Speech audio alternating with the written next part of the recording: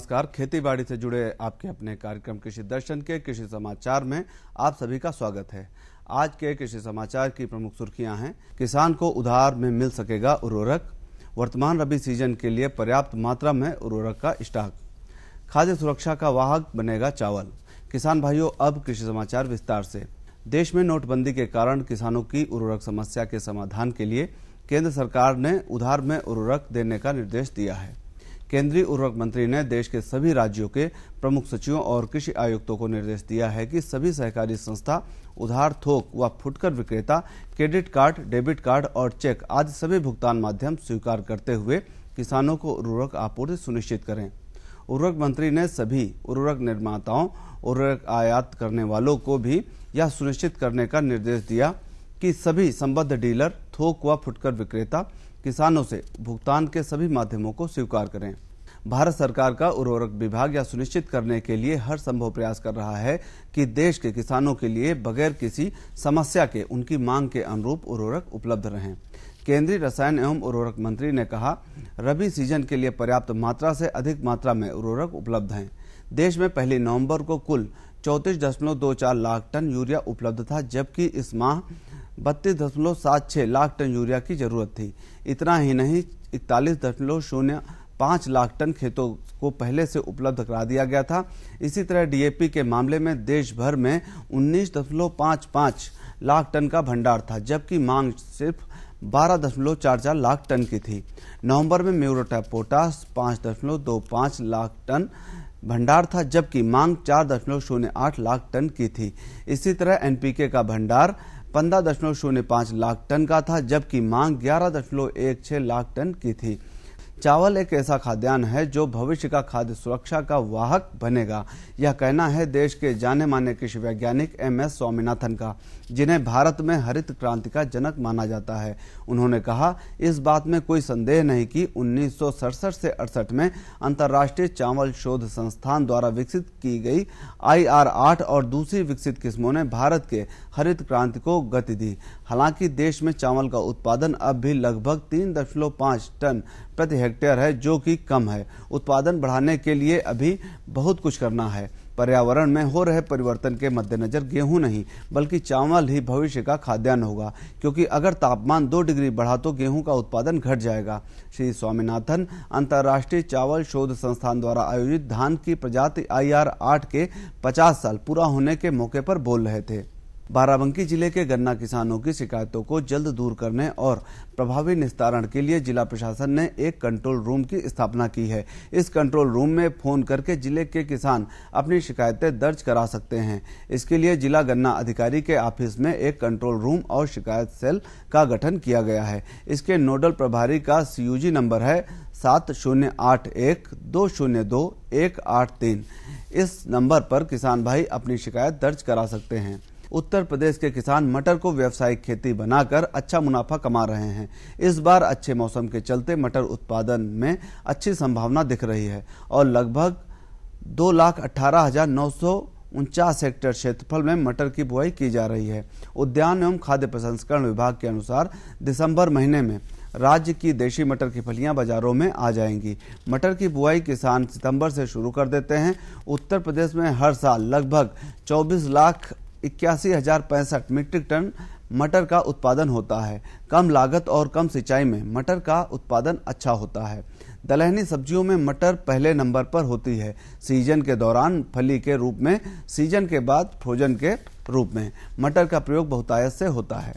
उत्तर प्रदेश के लखीमपुर खीरी जिले के 3 चीनी मिलों ने वर्तमान सत्र में खरीदे गए गन्ने के 51 करोड़ रुपयों से अधिक का भुगतान कर दिया है। सूत्रों के अनुसार इन मिलों ने 51,90,59,000 रुपए गन्ना किसानों के खातों में ट्रांसफर किया है।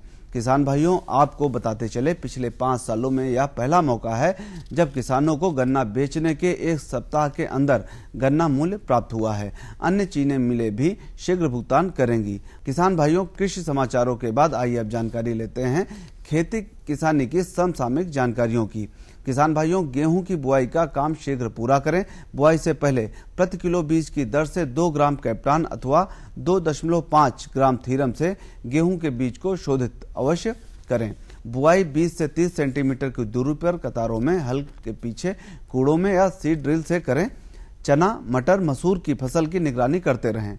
फूल और फलियां बनते समय 5 फेरोमोन ट्रैप प्रति हेक्टेयर की दर से लगाएं।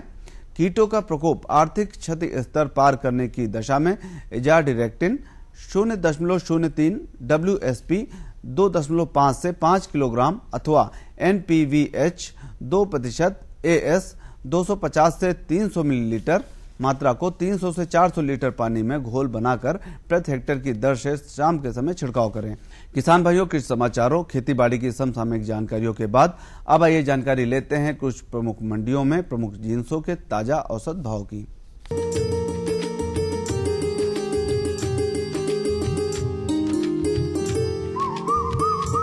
गेहूं बहराइच में 1725 रुपए प्रति क्विंटल, बुलंदशहर में 1800 रुपए प्रति क्विंटल, गोंडा में 1725 रुपए प्रति क्विंटल, हाथरस में 1900 रुपए प्रति क्विंटल। चावल बहराइच में 2220 रुपए प्रति क्विंटल, बुलंदशहर में 2230 रुपए प्रति क्विंटल, गोंडा में 2130 रुपए प्रति क्विंटल, हाथरस में 2500 रुपए प्रति क्विंटल। चना बहराइच में 9190 रुपए प्रति क्विंटल, बुलंदशहर में 10,930 रुपए प्रति क्विंटल, गोंडा में 10,900 रुपए प्रति क्विंटल, हाथरस में 10,000 रुपए प्रति क्विंटल। धान बहराइच में 1,470 रुपए प्रति क्विंटल, बुलंदशहर में 2,000 रुपए प्रति क्विंटल, गोंडा में 2,050 रुपए प्रति क्विंटल, हाथरस में 2,050 रुपए प्रति क्विंटल। सरसों बहराइच में 4,065 रुपए प्रति क्विंटल, बुलंदशहर में 3,750 रुपए प्रति क्विंटल, गोंडा में 4,100 रुपए प्रति क्विंटल, हाथरस में 4,150 रुपए प्रति क्विंटल। गुड़ बहराइच में 3,640 रुपए प्रति क्विंटल, बुलंदशहर में 2,480 रुपए प्रति क्विंटल, गोंडा में 3,600 रुपए प्रति क्विंटल, हाथरस में 3,100 रुपए प्रति क्विंटल। आलू बहराइच में 885 रुपए प्रति क्विंटल, बुलंदशहर में 450 रुपए प्रति क्विंटल, गोंडा में 700 रुपए प्रति क्विंटल, हाथरस में 750 रुपए प्रति क्विंटल। बैंगन बहराइच में 940 रुपए प्रति क्विंटल, बुलंदशहर में 500 रुपए प्रति क्विंटल, गोंडा में 920 रुपए प्रति क्विंटल, हाथरस में 950 रुपए प्रति क्विंटल। किसान भाइयों, ये थे आज के कृषि समाचार, समसामयिक कृषि कार्य और औसत मंडी भाव। कृषि दर्शन के अगले अंक में हम फिर आपके लिए लेकर आएंगे खेती बाड़ी से जुड़ी नई नई जानकारियां। तब तक के लिए दीजिए हमें अनुमति। नमस्कार।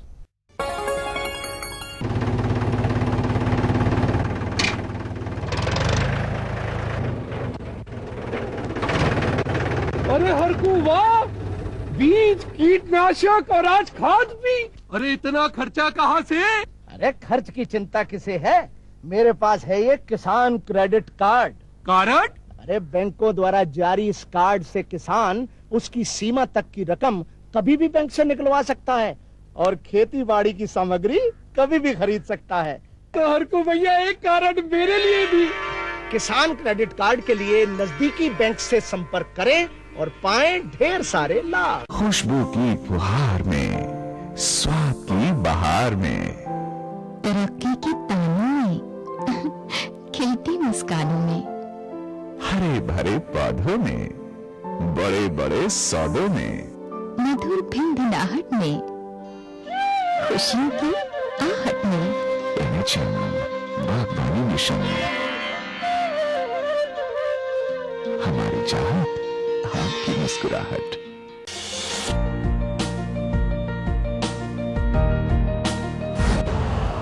यूरिया का स्वदेशी उत्पादन 70 लाख टन बढ़ाने के लिए 6 उर्वरक संयंत्रों का उद्धार किया जा रहा है। FCIL के गोरखपुर, सिंदरी, तलचर और रामागुंडम संयंत्र, HFCL की बरौनी इकाई और BVFCL की नामरू फोर्थ। सोने पर सुहागा ये है कि देश में अब बनेगा सिर्फ नीम लेपित यूरिया, क्योंकि इससे होगा किसानों का फायदा ही फायदा। अनाज का उत्पादन 10% तक बढ़ेगा, बढ़ेगी 10 से 15% नाइट्रोजन क्षमता।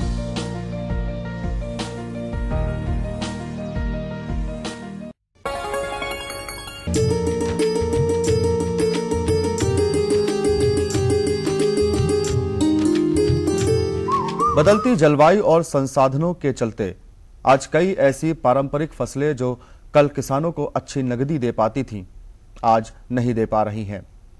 इसीलिए आज कृषि आधारित व्यवसायों का चलन तेजी से विकसित हो रहा है। इसी तरह का कृषि आधारित एक व्यवसाय है मत्स्य पालन। जो मत्स्य पालक समय और बाजार की स्थिति को ध्यान में रखकर मछलियों को पालते या बेचते हैं, वो आज मत्स्य पालन से अच्छा मुनाफा कमा रहे हैं। मत्स्य पालन में आज अपार संभावनाएं हैं और यही वजह है कि आज पारंपरिक किसानों के अलावा पढ़े लिखे युवा भी इस व्यवसाय में अपना भविष्य तलाशते नजर आ रहे हैं। इसी तरह का मत्स्य पालन करने वाले युवा मत्स्य पालक हैं सूबे की राजधानी से लगे बंथरा के रहने वाले शैलेंद्र सिंह। मछली व्यवसाय से मैं पिछले साल से जुड़ा हूं। करीब सितंबर अक्टूबर में बात हुई थी और मैं स्टार्टिंग किया हूं इस वर्ष 2016 में जनवरी से। उसके पहले मैं भट्ठे का व्यवसाय करता था। उसके पहले मेरे पास मैं क्योंकि बीएससी एग्रीकल्चर से पढ़ा हूं, लेकिन कृषि खेती का कार्य होता था मेरे यहाँ गांव पे। यहाँ पे भी होता है, बहराइच में भी होता है, देवरिया मेरा घर है तो देवरिया में भी होता है। लेकिन उसके पहले कृषि का कार्य मैं खेती, गेहूं, धान यही सब फसलें ही लेता था और भट्ठे का व्यवसाय करता था मछली व्यवसाय के पहले। इस युवा मत्स्य पालक के अनुसार पारंपरिक खेती की अपेक्षा मत्स्य पालन से अच्छा लाभ होता है। शैलेंद्र के मत्स्य पालन की खासियत है पूरे योजनाबद्ध तरीके से मत्स्य पालन करना। इस समय ये मत्स्य पालन में रोहू और कतला का ही नहीं बल्कि पंगेशियस मछली का उत्पादन कर रहे हैं। इस वर्ष मार्च में मैंने बच्चे मंगाए थे, जो भी मछली पेंगेसियस के सीड मंगाए थे, करीब 2.5 लाख मंगाए थे, लेकिन सर्वाइवल उसका करीब 2 लाख बचा। तो उसके बाद से इन्हीं का प्रोडक्शन मैंने लिया है इस बार। इन्हीं की फसल मैंने 2 फसलें इसकी ले चुके हैं और ये मेरी लास्ट में अब 9 दिसंबर के 15 दिसंबर तक मेरी फसल बिक भी जाएगी सारी। जो भी ये मछली का उत्पादन मैंने किया, ये सब लाइव फिश क्योंकि कर रहे हैं तो ये बिक भी जाएगा दिसंबर तक सारा। मत्स्य पालन के इस बहुउपयोगी कार्य में शैलेंद्र के पिता और मामा का भी शैलेंद्र को पूरा सहयोग मिल रहा है। इन्हें खुशी है कि उनके बेटे ने कृषि और कृषि आधारित व्यवसाय को अपनाकर क्षेत्र में एक मिसाल कायम की है। पंगेशियस के उत्पादन को लेकर इनका मानना है कि मछली की इस प्रजाति में कई खास बातें होती हैं। ये पता चला कि मछली पालन भी देखा जाए तो उसमें नेट में भी देखा हमने क्या क्या मछली पाली है, तिपतिया है, पंगेशियस है, तो ये सब पालने की बात आई तो उसमें देखा कि इसमें क्या फ़ायदा है। तो ये पर यूनिट एरिया में ज़्यादा मछलियाँ पाली जा सकती हैं, इसलिए इसी को हम लोग सेलेक्ट किए और इनका ग्रोथ भी अच्छा है। इनका ग्रोथ और मछलियों से ज़्यादा है। ये 5-6-7 महीने में ये 1 किलो तो हो जाती हैं। पंगेशियस मछली मीठे पानी में पाली जाने वाली दुनिया की तीसरी सबसे बड़ी प्रजाति है। मछली की पंगेशियस प्रजाति 6 से 8 महीने में 1 से 1.5 किलोग्राम तक वजन की आसानी से हो जाती है और वायुश्वासी होने के कारण कम ऑक्सीजन मिलने पर भी ये जीवित रह लेती हैं। यूं तो भारत में आंध्र प्रदेश पंगास यानी पंगेशियस का सबसे बड़ा उत्पादक राज्य है, लेकिन अब उत्तर प्रदेश में भी इसका उत्पादन बड़े स्तर पर देखा जाने लगा है। रोहू, कतला, नैन 5000 प्रति एकड़ के हिसाब से डाला जाता है। जो मुझे गाइडलाइन पता किए, नेट के माध्यम से पता किए और जगह में पता किया, तो उसमें 5000 प्रति एकड़ के हिसाब से मैक्सिमम आप डालते हैं। और इसको मैं डालता हूं, जो इस वर्ष मैंने इरिगेशन नहीं लगाया था तो मैंने 40,000 एकड़ डाला था, तो रेट भी इसका 100 रुपये किलो मिल जा रहा है। रोहू, कतला, नैन का रेट तो थोड़ा सा महंगा बिकता है, लेकिन आप अगर 5,000 एकड़ डालेंगे तो डिफरेंस उसका इतना ज़्यादा है कि 35,000 एकड़ का डिफरेंस आ जाता है। तो मुझे ये लगता है कि अगर मुझे फ़ायदा किसी चीज़ में ज़्यादा मिल रहा है तो वो मैं काम करूँ। तो इससे ये रहता है कि रोहू, कतला, नैन में फ़ायदा हमको नहीं मिल पा रहा है, तो इसलिए अगर किसान को फ़ायदा ही नहीं मिलेगा तो व्यवसाय करेगा कैसे। तो मैंने इसको पेंगेसियस इसलिए डाल दिया क्योंकि ये 40,000 प्रति एकड़ के हिसाब से इस साल डाला था और आगे और बढ़ा रहा हूं। किसान भाइयों, एक व्यवस्थित तालाब में व्यवस्थित मत्स्य पालन के लिए कुछ बातों का ध्यान रखना बेहद जरूरी होता है। जैसे ये ध्यान रखना बेहद जरूरी है कि मौसम के अनुसार मछली और उसके बीजों की देखभाल कैसे की जाए। साथ ही तालाब की साफ सफाई का मत्स्य पालन में कितना योगदान है, ये जानना भी मत्स्य पालकों के लिए बेहद जरूरी है। हम लोग इसको अपने यहाँ इसी 5 एकड़ के तालाब बीच में, क्योंकि करीब 13 तालाब मैंने बनाया है, उसमें एक तालाब मैंने बनाया है वाटर स्टोरेज टैंक। मैं जो भी स्टोर मतलब पानी स्टोरेज मीन्स ये है कि मैं जो भी पानी को अपने तालाब में डालता हूँ हर 15 दिन 20 दिन पे 10 दिन पे मैं चेंज भी करता हूँ। चेंज मतलब आधा फीट पानी उसका, क्योंकि जो मछलियाँ बीट टूट करती है उस पानियों को निकाल के मैं दूसरे उसको स्टोरेज टैंक पे ले जाता हूँ। क्योंकि कोई भी एक बूंद पानी मेरा बाहर, एक बूंद पानी वेस्ट नहीं होता है। सारा पानी मेरा टोटल मछली में ही कंज्यूम होता है और मछली के उत्पादन में ही कंज्यूम होता है।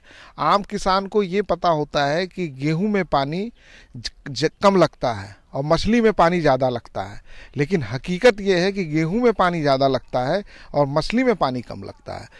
विशेषज्ञ मानते हैं कि बड़े तालाब में ज्यादा मछली पालन करने के लिए हमें इनके खान पान से लेकर रख रखाव तक कई सावधानियां बरतनी होती हैं। इसीलिए सबसे पहले जरूरी है कि तालाब में पाली जाने वाली हर मछली अपना आहार ले रही है या नहीं।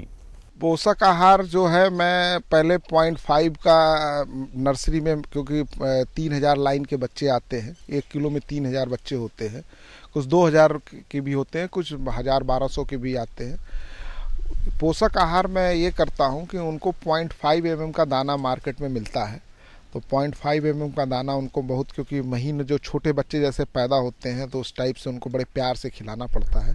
तो जो 3000 लाइन के बच्चे आते हैं तो 0.5 mm का दाना खिलाया जाता है। उसके बाद से फिर उनको 1 mm, 2 mm, 3 mm, 4 mm के दाने की साइज़ उसमें बढ़ती चली जाती है। प्रोटीन की मात्रा उस दाने में होती है, उस हिसाब से बढ़ती चली जाती है। खासकर इसमें जो है रही है, क्या नाम है, जो हम लोग नर्सरी का जो कार्य करते हैं, तो नर्सरी में मैं पहले ले आके बाहर से, क्योंकि हम लोग के यहाँ ब्रूडिंग तो है नहीं, तो हम लोग जब बाहर से बच्चे मंगाते हैं तो उसी नर्सरी में डाल देते हैं। उसको करीब 20 ग्राम, 25 ग्राम, 50 ग्राम, 100 ग्राम तक ले जाते हैं और फिर अपने तालाबों में उसको शिफ्ट करते हैं और शिफ्ट करके फिर उनको उसी हिसाब से दाने की, जैसे वो बड़ी होती जाती हैं दाने की, उनकी MM में वो दाना आता है, क्योंकि मुंह उनका बड़ा होता जाता है, तो उस हिसाब से उनके दाने की मात्रा की मोटाई और वजन बढ़ता चला जाता है। आज केंद्र सरकार देश की अलग अलग राज्य सरकारों से मिलकर मत्स्य पालन को बढ़ावा दे रही है। इच्छुक किसान भाई अपने ग्राम विकास अधिकारी से मिलकर इन योजनाओं के बारे में जानकारी प्राप्त कर मत्स्य पालन का प्रशिक्षण भी प्राप्त कर सकते हैं। अगर कोई किसान निजी तालाब में मत्स्य पालन करना चाहता है तो उसे भी शासकीय सुविधाएं आसानी से मिल सकती हैं। किसी भी व्यवसाय को करते समय ये जरूरी है कि बाजार को अच्छी तरह समझ लिया जाए, जिससे व्यवसाय में घाटा ना हो। तो हम लोग ये अभी हर मार्केट में जाके सभी से मिल के और सभी से पैकारों से वो कर रहे हैं। तो करीब हमारे यहाँ से मछलियाँ सारे लोग यहाँ से लाइव फिश उठा के ले जाते हैं, सारे जो भी बेचने वाले हैं वो लेके जाते हैं, वो फिर बाज़ार में ले जाके बेचते हैं। मैं अभी 5 से 6 महीने में इस मछलियों को निकाल देता हूँ। जो मेरा एवरेज वज़न 500 से 600 ग्राम आता है। 600 ग्राम अगर देखा जाए, कोई कोई मछलियाँ तो 1.5 किलो की भी हो जाती हैं, लेकिन एवरेज हम लोग, क्योंकि हर चीज़ का लिखा पढ़ी में होता है, हर काम कापी किताब पे ही करना होता है, तो वो जो हम लोग मछलियों को 500 से 600 ग्राम एवरेज वेट आती है और उस पर आराम से सेलिंग हो जाती है। इसका रेट भी इतना अच्छा होता है कि आदमी ये सोचता है कि इसको हम लोग आराम से आम आदमी खरीद सकता है। आज सफल मत्स्य पालक के रूप में अपनी पहचान बना चुके शैलेंद्र ने अपनी उच्च शिक्षा पूरी करने के बाद बिना किसी सरकारी मदद और प्रशिक्षण के मत्स्य पालन शुरू किया, जो आज सफलता के शीर्ष पर है। इन्होंने सबसे पहले अपने तालाब पर कैमरे लगवाए, जिससे तालाब की देखभाल सही ढंग से की जा सके। स्वस्थ मत्स्य पालन के लिए तालाब के पानी में अमोनिया और नाइट्रेट की एक निश्चित अंतराल पर जांच बेहद जरूरी होती है। इसका भी शैलेंद्र ने पूरा ध्यान रखा। वाटर ऑक्सीजन के लिए मैंने जो एरिएशन का सिस्टम लगाया है, नेचुरल एयर को मैं अपने पाइपलाइन द्वारा सारे तालाबों में मैं डाल रहा हूँ। उसमें मैंने, क्योंकि इन मछलियों में अमोनिया, ऑक्सीजन, नाइट्राइट, इन तीनों को चेक करने के लिए मैंने अपने यहाँ वो भी मंगाया हुआ है, क्या ऑपरेटर्स भी रखा हुआ है, कि जो नॉर्मल रूप से मुझे अमोनिया पता चल जाए इसमें अमोनिया क्या है, नाइट्राइट क्या है। तो मुझे इस चीज़ को ध्यान में रखना था कि मैं कैसे करूं तो उनको नेचुरल चीज़ें सब मिलने लगे। तो मैंने जब एरिएशन का उसमें वो डाला, पाइपलाइन लगाई, हवा उसमें अंदर डाला, तो नाइट्राइट की मात्रा ख़त्म हो गई। जो चीज़ किसी चीज़ से हमें ख़त्म नहीं कर पा रहा था, कभी मैं उसमें कोई भी चीज़ अगर दवा का यूज़ भी कर रहा तो कोई चीज़ ख़त्म नहीं हो रही थी। ऑक्सीजन की मात्रा वैसे ही ओवरऑल उसमें बढ़ गई। तो इससे हमारी मछलियाँ इतनी सुकून में आ गई कि जो, क्योंकि डेंसिटी अधिक है तो उनको सुकून भी देना है कि उनको आराम भी मिले। जाड़े के मौसम के लिए अभी, क्योंकि मैंने नर्सरी का ही इस बार इस चीज़ को लिए रखा है कि नर्सरी में ही उस चीज़ को रखेंगे, तो पहले तो एरिएशन के लिए मैंने उसमें एरिएशन कराया है। दूसरी चीज़ मैं क्योंकि हवा जो टेम्परेचर, क्योंकि हवा का मैंने टेम्परेचर नापा था तो 60 डिग्री की हवा उसमें से निकल रही है, जो मेरा एयर ब्लोअर है। तो मैं उससे चाह रहा था कि इस एयर ब्लोअर जब मैं करता हूँ, पानी में डालता हूँ हवा को, तो हवा की उसमें कितना पानी गर्म हो रहा है। और मैं ये प्रयासरत हूँ कि अगर मैं हीटर एक लगा दूँ उस ब्लोअर के पास में, तो पानी मैं हल्का सा गर्म करूँ, हीटर लगा के पानी गर्म हो जाएगा। तो उससे ये रहेगा कि पानी जब गर्म हो जाता है तो मछलियों को वो टेम्परेचर मिल जाता है, क्योंकि इनको 20 से 25 डिग्री का टेम्परेचर इन मछलियों के चाहिए। और अपने यहाँ जाड़े में दिसंबर और जनवरी के महीने में 5 से 10 डिग्री का टेम्परेचर हो जाता है। आधुनिक प्रगतिशील किसान आज की आधुनिक विधियों से मछली पालन कर रहे हैं और इससे मत्स्य पालकों की आर्थिक और सामाजिक स्थिति में उन्नति भी देखी जा रही है। देख रेख करने के लिए हमने यहाँ मान लीजिए नेट की व्यवस्था की है और उसके बाद से कैमरे भी लगाए हैं, जिससे हम लोगों की देख रेख में और सुविधा होती है। और सबसे बड़ी बात यह है कि इसमें हमारे लेबर की जो बात आती है, वह लेबर नहीं, हमारे सहयोगी, हमारे वर्कर जो हैं, इससे हम लोगों को बहुत संतुष्टि मिलती है और बहुत कम यह सहयोग की भी ज़रूरत पड़ती है। थोड़ी सी टेक्निकल और जो इसमें और व्यवस्था बना दी जाए तो जो लेबर की बात आती है यह बिल्कुल कम हो जाएगी। निश्चित रूप से आज शैलेंद्र जैसे युवा कृषकों की तरह दूसरे किसान भी मत्स्य पालन जैसा व्यवसाय अपनाकर मुनाफे का बेहतर परिणाम प्राप्त कर सकते हैं और अपना जीवन खुशहाल बना सकते हैं।